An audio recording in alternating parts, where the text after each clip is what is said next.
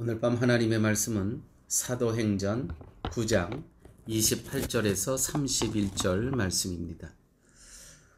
사울이 제자들과 함께 있어 예루살렘에 출입하며 또 주 예수의 이름으로 담대히 말하고 헬라파 유대인들과 함께 말하며 변론하니 그 사람들이 죽이려고 힘쓰거늘 형제들이 알고 가이사랴로 데리고 내려가서 다소로 보내니라. 그리하여 온 유대와 갈릴리아와 사마리아 교회가 평안하여 든든히 서가고 주를 경외함과 성령의 위로로 진행하여 수가 더 많아지니라. 대개의 교회의 평안을 말할 때 분란이 없는 것으로 이해를 합니다. 교회에 분란이 없어야 교회가 평안하다. 즉 교회가 분란이 없고 다툼이 없고 서로 사이가 좋게 친하게 지내고 웃음이 있고 사랑이 있는 그러한 것을 평안으로 여깁니다. 그것이 교회 부흥의 원인이라고 합니다. 저도 미국에서 목회를 하면서 한 3년 될 때까지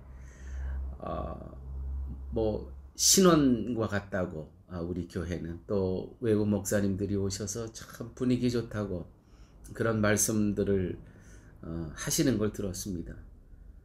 그러나 그 웃음이 있고 다툼이 없고 분란이 없다 그래서 교회가 부흥되는 원인이 되는 건 아닙니다. 당시 초대교회는 우리가 생각하는 그러한 평안의 상태가 아니었습니다. 오히려 성령으로 힘입어 복음을 전하기 때문에 교회가 핍박을 받고 여기저기 흩어져 버리는 고난의 시기였다는 것이죠. 그러한 시기에 성경은 평안하여 든든히 서가고 주를 경외함과 성령의 위로로 진행하여 수가 더 많아지니라. 교회의 수가. 지금 이 오늘 본문의 상황만 하더라도요. 사람들이 이 사울 이제 바울이 되는 죽이려고 하거든요. 본문에 이렇게 기록되어 있습니다. 그 사람들이 죽이려고 힘쓰거늘 형제들이 알고 가이사랴로 데리고 내려가서 다소로 보내니라. 이렇게 정말 살기가 있는 이러한 상황 가운데 있었지만은 이 성경을 기록한 저자는 성령의 감동으로 어떻게 해요? 평안하여 든든히 서가고 이렇게 살기가 등등한 이 분위기들요. 교회가 평안하여 든든히 서가고로 해석하고 있다는 것입니다. 자, 그러면 성도님 여러분, 평안하여 든든히 서갔다는 말은 무슨 의미겠습니까? 이게 정말 우리가 생각하는 평안한 상태입니까? 아니, 고난의 시기인데 이제 살기가 등등하여 생명의 위협을 느껴서 이 사도 바울을 다른 데로 옮기고 하는 그러한 상황인데 성경은 평안하여 든든히 서갔다고 기록하고 있습니다. 자, 성도 여러분 31절을 한번 보시죠. 31절 어떻게 기록되어 있냐면 그리하여 31절 그 바로 전에 사람들이 죽이려고 힘쓰거늘 형제들이 알고 가이사랴로 데리고 내려와서 다소로 보내니라. 그리하여라는 말은 이런 일로 인하여 이렇게 되었다라는 뜻입니다. 즉 어떤 일로 인하여 교회가 평안하고 든든히 서갔냐 하면 어떤 일이라는 것은 교회가 열심히 복음을 전했다거나 서로 사랑했다거나 봉사했다는 것으로 나오지 않는 것에 우리가 주목해야 될 필요가 있습니다. 어떤 일이라는 것이 그리하여 어떤 일이 있었냐면 31절 말씀 봅니다. 교회가 평안하여 든든히 서갔다는 말 뒤에 주를 경외함과 성령의 위로로 진행하여 수가 더 많아지리라. 그러므로 교회가 평안하여 든든히 서갔다는 말씀은, 거기다가 교회의 수가 더 많아졌다는 것은 그 원인은 어디서 보냐면 주를 경외함과 성령의 위로로. 여기에 밑줄을 그십시오. 우리의 상황은 정말 주위 상황이 살기등등합니다. 나의 목숨이 경각에 달려 있습니다. 그런데 하나님께서 나라는 존재를 어떻게 사용하시냐면 교회가 평안하여 든든히 서가는 도구로 나를 사용하십니다. 내가 어떻게 했을 때 주를 경외함과 성령의 위로로 인하여 교회는 평안하여지고 든든히 서가고 교회의 수가 더 많아졌다는 것이죠. 사랑하는 여러분, 주를 경외함과 성령의 위로로 살아가는 것이 곧 교회가 평안하여 든든히 서가는 것. 이것이 하나님께서 하시는 일이라는 것입니다. 우리의 눈으로는요, 교회가 금방 문 닫을 것 같아요. 우리의 눈으로 보게 되면 이 상황을 인간적으로 해석하면, 야, 저 교회 얼마 못 가겠다. 이제 문 닫겠다. 이러한 것이 우리의 눈으로, 세상적인 시각으로는 그렇게 보여져요. 한 사람으로 치면 저 인간 이제 다 끝났다. 그런데 주를 경외함과 성령의 내주하심으로, 성령의 인도하심으로, 오늘 성경에는 성령의 위로하심으로라고 기억되어 있죠. 주를 경외함이란 어떤 것이냐면, 이렇게 고난의 시기에 우리는 주님을 경외해야 됩니다. 이게 무슨 뜻입니까? 나는 하나님이 아니면 안 됩니다. 라는 우리의 신앙의 고백이 있을 때 오히려 상황은 잠잠해지고 편안해지고 나의 믿음은 든든히 서간다는 것이죠. 고통과 어려움에서 자신의 연약함과 무능함을 깨닫고, 주님, 나는 하나님이 안 되면 나는 절대로 아무것도 할 수 없습니다. 그것을 이제야 깨닫습니다. 주님, 나를 도와주옵소서. 뭐예요? 이것이 경외함이라는 것이죠.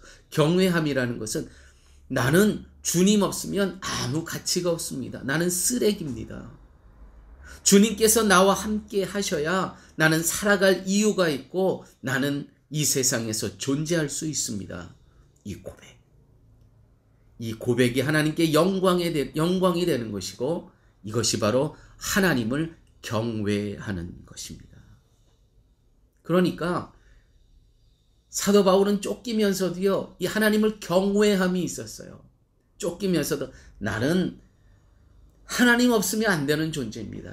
이제는 예수 그리스도의 십자가의 은혜를 잊고는 나는 아무 가치가 없습니다. 라는 고백이 있을 때 교회는 어떻게 돼요? 교회는 평안해지고 더 든든히 세워졌다고 오늘 말씀에 기록되어 있습니다. 우리 한 사람 한 사람이 다 교회입니다. 우리의 심령이 더 그리스도의 평강함 속에 거할 수 있고, 내가 더 믿음의 뿌리 위에 든든히 설 수 있는 것은 이러한 경외함. 주님, 나는 당신이 안 계시면 나는 아무 가치가 없습니다. 존재할 수 없습니다. 이 고백, 이 경외함이 우리를 하나님의 예수 그리스도의 증인으로 만들어 간다는 것이죠. 본문에 보니까 이렇게 기록되어 있죠. 교회가 평안하여 든든히 서가고 주를 경외함과 성령의 위로로 진행하여 교회의 수가 더 많아지니라. 성령의 위로란 무슨 뜻입니까? 성령의 위로. 조금만 참아라. 그러면 하나님이 복 주실 것이다. 이런 것이 아니고요. 성령의 위로는 고난과 고통에서 하나님을 보게 하는 것입니다. 하나님. 시간이 지나면 다 해결될 거야? 아니죠. 그거는 세상에서 하는 이야기고, 성령의 위로는 고난과 고통에서 하나님을 보게 하는 것입니다. 낭만과 절망에서 하나님이 살아계심을 보는 것입니다. 이게 성령의 위로입니다. 상황은 꽉 닫혀 있어요. 시간이 지나가면 다 좋아질 거야. 그건 세상적인 위로가 될 수 있습니다. 다 갇혀 있는 상황 가운데 우리의 영혼은 햇빛 대신 하나님을 바라볼 수 있어야 되는 것입니다. 이걸 누가 합니까? 성령께서 하시는 겁니다. 이 성령께서 우리 안에 내주하심으로, 성령께서 우리를 위로하심으로 순간순간 상황은 다 갇혀 있지만 햇빛 대신, 광명 대신 하나님을 볼 수 있게 하신다는 것이죠. 비록 육신은 고통 가운데 있지만 하나님은 절대로 나를 포기하시지 아니하시고 고통에서 승리케 하시고 천국으로 이끌어 가실 것임을 믿는 것, 이게 바로 성령의 인도하심이고 성령의 위로하심입니다. 할렐루야. 저도 이렇게 미국, 이렇게 파라과이에서 이제 10년째인데 여기서 쉴만한 물가 교회가 이제 내년 5월이면 딱 창립 10주년입니다. 그동안 정말 교회가 세상의 눈으로 보면 낙심해야 되고 절망해야 될 순간들이 있었습니다. 저희 교회가 교회로 나오셨던 성도님들이 어느 날 한 23명에서 25명 되시는 분들이 다 떠나시고 교회에 딱 10명만 남게 되었습니다. 이제 그런 주일 아침에 제가 예배를 인도하기가 쉬웠겠습니까? 참 여러 마음이 교차를 하더라고요. 그런데 그날 어떤 일이 있었냐면 한 선교사님이, 한국 선교사님이 이곳에서 이제 유학생 사역을 하셨던 분이 계십니다.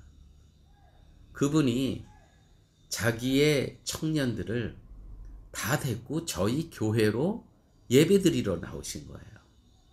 참 놀랍지 않습니까?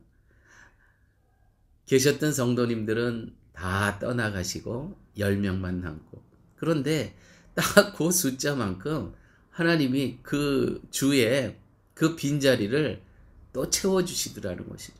전 정말 너무 놀랍습니다. 우리 교인들이 너무 놀라워했습니다.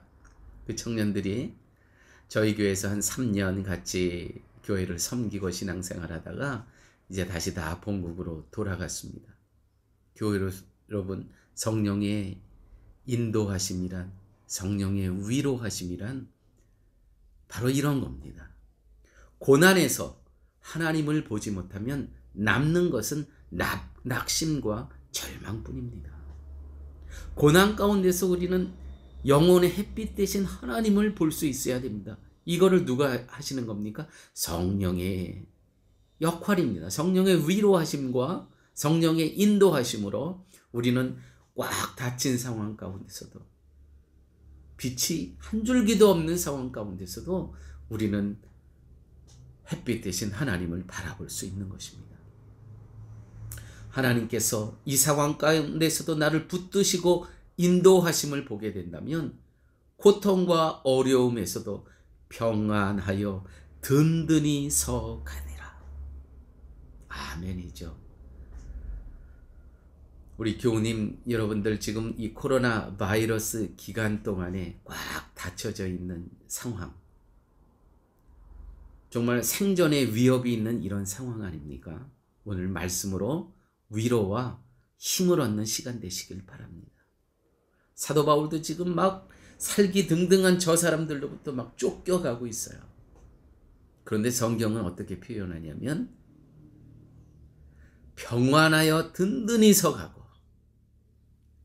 그런데 무엇으로? 하나님을 경외함과 성령의 위로함으로 교회의 수는 날마다 더하여 지니라.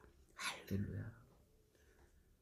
아무쪼록 우리 성도님들 한 분 한 분의 삶 가운데 이런 은혜를 체험하는 이러한 기간이 되시기를 바랍니다. 교회가 든든하여 평안하여 든든히 서가고 주를 경외함과 성령의 위로로 진행하여 수가 날마다 더 많아지니라.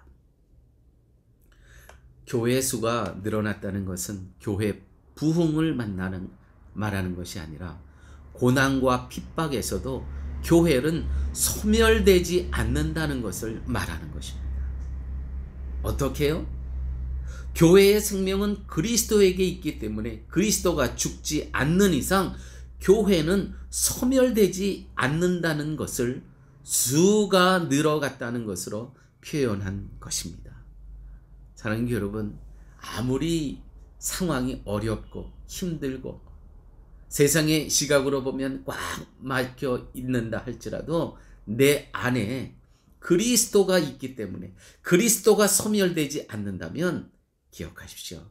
우리의 영혼은 평안하며 우리의 믿음은 더 든든히 세워져 가고 우리 안에 내주하고 계시는 성령의 역사는 더 활발히 역사해 나갈 것이라는 것이죠. 아무쪼록 이러한 하나님의 복을 누리는 우리 쉴만한 물가 성도님들 되시기를 예수님의 이름으로 축원드립니다. 아버지 하나님 감사합니다. 오늘도 생명의 말씀 또 어려운 시기를 극복해 나가는 귀한 말씀을 주심을 감사합니다. 교회가 평안하여 든든히 서가고 주를 경외함과 성령의 위로로 진행하여 교회의 수가 더 많아지니라. 모든 말씀 예수님 이름으로 기도드렸습니다.